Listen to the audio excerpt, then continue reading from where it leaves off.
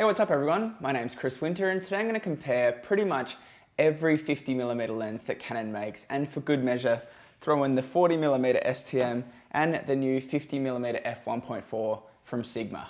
So I know it can be incredibly difficult to choose which 50mm lens is the best to buy. So I hope in this video I can help you figure it out and find out the right lens for you. But anyway, let's take a look at all of these 50mm from Canon and Sigma.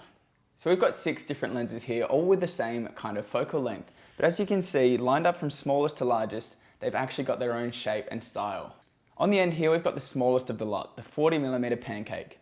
It's got great build quality and packs a lot into a small package. Now moving up, we've got the old and the new nifty 50. So the old one's very light and also feels really quite plasticky, whereas the new STM version is actually much better and feels very well built. And then we've got the 50mm f1.4, which has been around for quite a while and is kind of a step up in terms of build quality from the old nifty 50s, but could definitely do with an update. And then we move on to the more professional lenses out of the lot, the Canon 50mm f1.2 and the Sigma 50mm f1.4. And you can definitely tell that they're built for a pro environment. Both of them are really quite heavy and very solidly built. Now in terms of the focus ring, I feel that the Sigma 50 f1.4 has the best focus ring. It's very wide and it's very smooth, followed closely by the 50mm f1.2. And then in third, we've actually got the new 50 STM. Now one thing to note is that the new STM lenses, both the 40 and the 50, have a focus by wire system, which is a little bit different to the other lenses. All of these lenses have metallic mounts, which is fantastic to see, apart from the old nifty 50, which is still rocking that plastic mount. And all of the lenses also have full-time manual focus, again, apart from the old nifty 50. So as you can probably tell, all of these lenses, bar the old nifty 50, have great build quality. And which one you're going to choose is probably going to be coming down to what you'd like to do with your photos. If you're looking for a lightweight lens that you can walk around pretty much all day with, I'd look at the 40mm STM or the 50 1.8s. If you're looking for a slight better build, I'd go for the 50 1.4. And if you're in a pro environment, I'd definitely look at either the 50 1.2 or the 50 1.4. And guys, if you haven't seen it yet, make sure to check out my top 5 list of the best prime lenses for under $150. I go into quite a lot of detail explaining which lens will be good for you and why. What I'll do is I'll put a link in the description box below, so go check that out at your own time. Anyway, let's get back to this comparison. So let's quickly talk about bokeh, or the out of focus area behind your subject. Now all of these lenses here will allow you to get really quite a shallow depth of field. As you'd expect though, because of its slightly slower maximum aperture of f2.8 and its slightly wider focal length, the 40mm STM won't give you an incredibly dreamy look like the other lenses, but it still doesn't perform badly. So in terms of the roundness of bokeh, the old nifty 50 has only 5 aperture blades, whereas all of the rest of these lenses here have at least 7 aperture blades. And that might mean that the round little bokeh circles that you get are going to be a little bit more pentagon shaped with this lens. Overall, I found that the Sigma 50 and the new 50 STM were actually the sharpest when shooting wide open, followed closely by the 50 1.2 and the 40 STM. The 50 1.4 and the old nifty 50 weren't as sharp at their maximum apertures, but still look really quite nice with that very shallow depth of field. So let's quickly talk about macro. Now, none of these lenses here are actually dedicated macro lenses, but they can all give you pretty good results. Now, leading the way with the smallest minimum focus distance is actually the 40mm Pancake. It can focus as close as 30 centimeters away, which can produce some really nice shots of small objects. The new 50mm STM can also focus very closely with a minimum focus distance of just 35 centimeters. And because it has that extra 10mm of range, I actually found that you can get even better macro shots with this lens.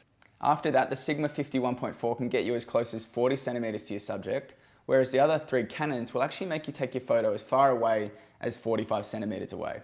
So if you want to dabble into the world of macro photography, I'd definitely be looking at the 40mm STM or even the 50mm STM. So let's quickly talk about autofocus. Now 50mm lenses have never been known as being the fastest autofocusing lenses, and a couple of these lenses here really back that up.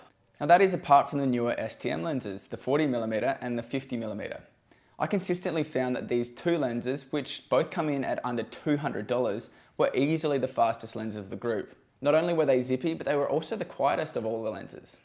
The Sigma 50 1.4 and the Canon 50 1.2 aren't bad performers either, but for their price you'd probably want them to perform a little bit better. Now the Canon 50 1.4 wasn't too bad, but definitely needs an update, and our poor little friend, the old nifty 50, did struggle a little bit in the autofocus field. Now he's actually not the slowest lens of the lot, but he does struggle to lock onto its subject sometimes, and he's definitely the noisiest out of them all. So the winner here again is actually the new STM lenses, the 40 and the 50. So even only a few years ago, video autofocus for DSLRs wasn't even around, but now we've got cameras like the Canon 70D and 7D Mark II. You can actually get some really good video autofocus performance. That is, if the lens works well with them. And as you might have guessed, we've got two lenses here which came out well on top. The new 40 and the 50 each have STM systems, which stands for stepper motors, and it allows them to focus incredibly smoothly and quietly.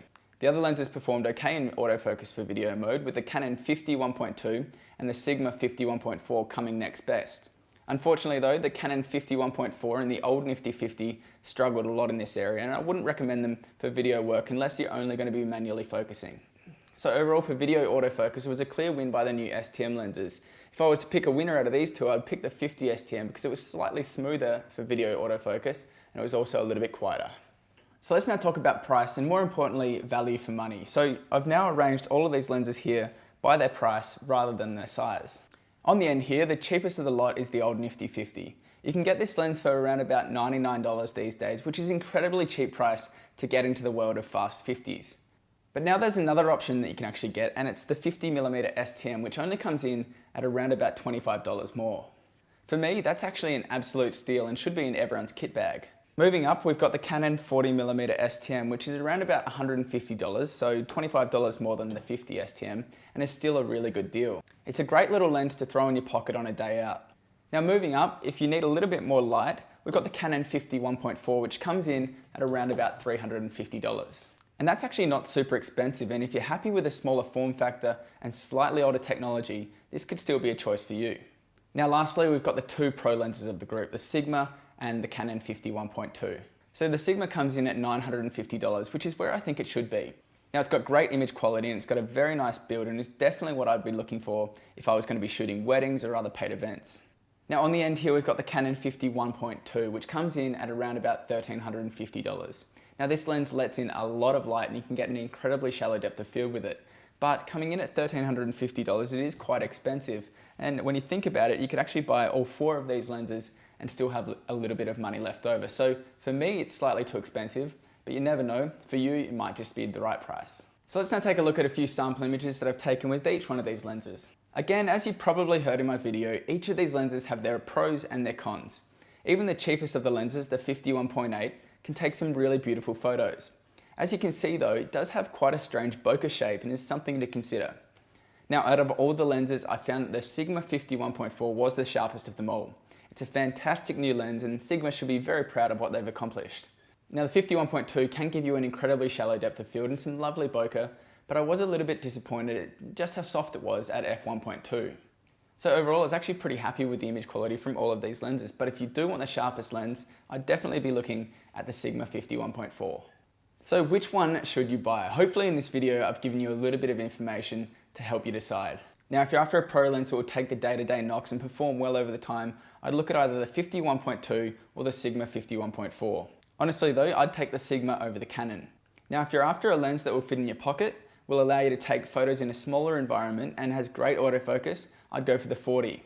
And if you're after a lens that has fantastic autofocus, really nice build quality, and is the newest of them all, I'd definitely be going for the Canon 50 1.8 STM.